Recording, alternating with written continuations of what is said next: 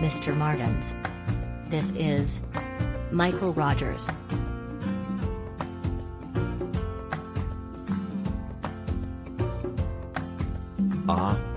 Yes.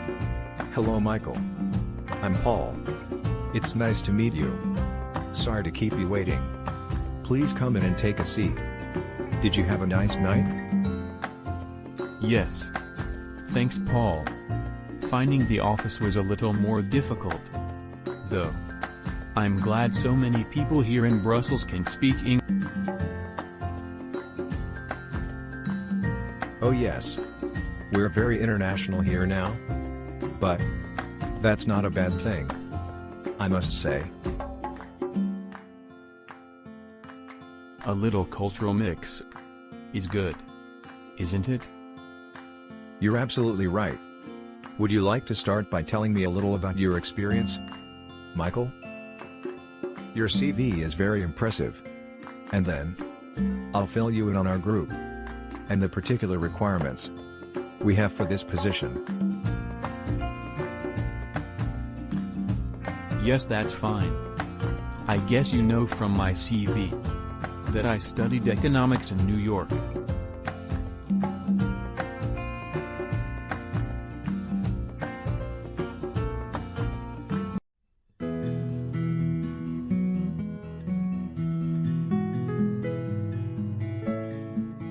Morning, Charles. You wanted to see me? Yeah. Hi, Sally. About our board meeting next week. You know we'll be discussing our debt problem? Of course. Probably our biggest issue at the moment. Right. The shareholders are getting nervous. And the markets don't like our level of gearing. We're getting more and more questions about whether we can service our debt in the long term. It's getting harder to attract new investments. So, I wanted to speak to you about what we can do. We're investing a significant amount in our new factory is very important. And we're looking at leasing the assets. And that's where you come in. Tell me what we can do with leases on the balance sheet. What's allowed in this country? Is this a business decision to lease these assets? Let's just say it's one possibility we're looking at. You're thinking that if we lease the assets, we can exclude these liabilities from the balance sheet? Yes. Exactly. You know that the auditors will look very closely at these transactions? The accounting standards, or principles if you like, mean the finance leases must be disclosed. If we are effectively the owner of these assets, then we're not going to have a choice.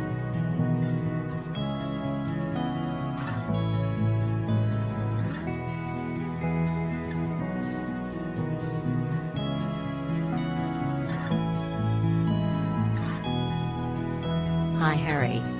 How's it going? It's not easy. All this English. We didn't do any of this on my course. Can I help? Well, maybe you could clarify a couple things. Let's see. Here we are. Provision for income taxes. What does that mean? Okay. Provision means putting Mona aside so that we have something to pay with later. So, provision for income taxes is talking about the current year's tax expense which will have to be paid in the future. Like provisional. Not exactly. Provisional just means temporary. You know. Not final. Like a provisional budget. It's not the final version. I see. And what about deferred income tax balance? What does deferred mean? Basically, put off to another day. The income has been recognized in the accounts, but the tax owing on that income will only be realized in the future. Okay. How does that affect associated companies? Well, it depends. Associated companies and affiliates are a special case. Deferred taxes are not normally recognized on undistributed earnings, but only if the plan is to reinvest the profits. So, if we don't invest the profits, we pay tax. Exactly.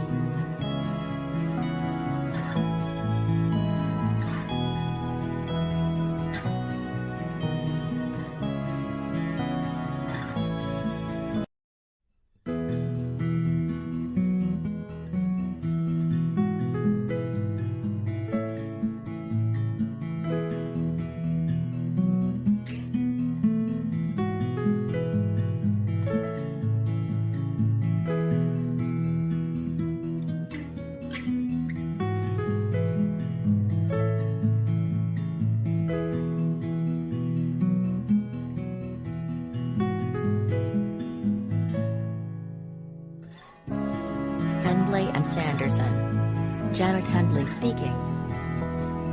Hi Janet. It's Claude. Hi Claude. How's it going? Not too bad. Our latest sales figures are quite good. So, the boss is happy. Good to hear. Listen Janet.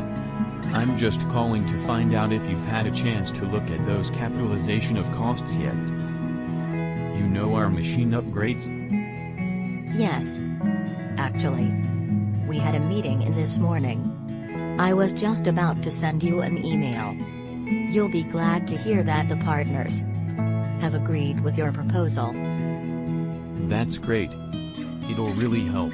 Glad to be of assistance.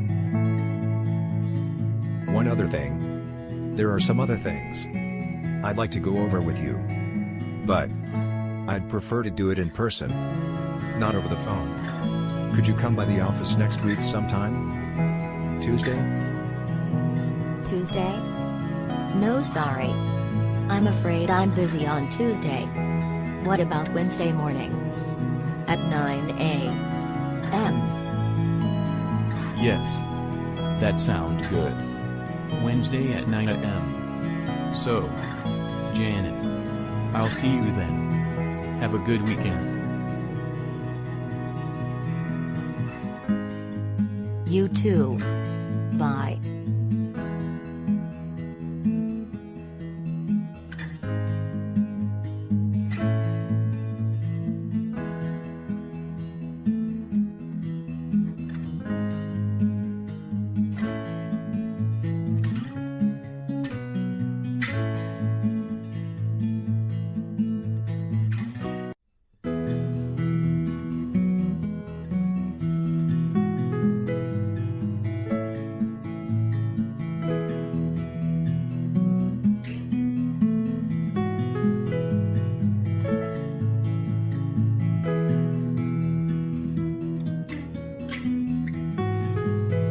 So, we've agreed that Sally's team will produce those figures by the end of the month. Got that? Good. Okay, I'd like to move to the next item on the agenda, which is the budget for the upcoming year. Peter, would you please give a short overview of your research into the market and your conclusions?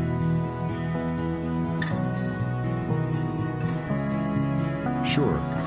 As you all know, my department has been extensively researching the market and the economic conditions we'll be facing in the short term. It's quite clear that events of recent years have unsettled the market greatly. Both investors and consumers are convinced that it won't get better. Probably for a long time. Investors are looking for solid companies. And consumers don't just throw their cash around like they used to. We think that the situation will remain like IL is in the middle term. This is a time for consolidation, not expansion. Simon, what does R&D think about this? It's a pretty negative outlook. We've been working really hard to come up with some great ideas. And maybe now's the time to launch some to our new products.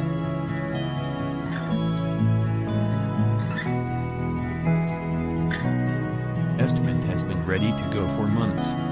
We can't just wait and hope that things get better. Our strategy has always been to lead the market, not sit back and cruise along.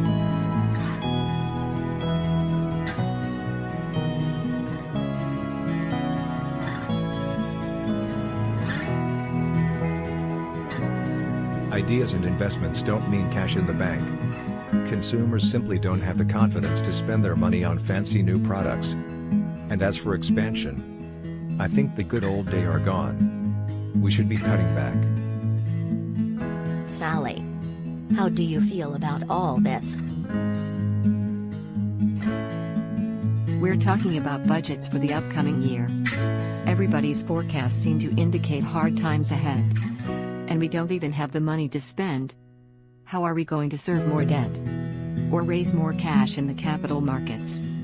So, despite our great ideas and investment plans, it seems the reality is that our budgets for this year will have to be tight.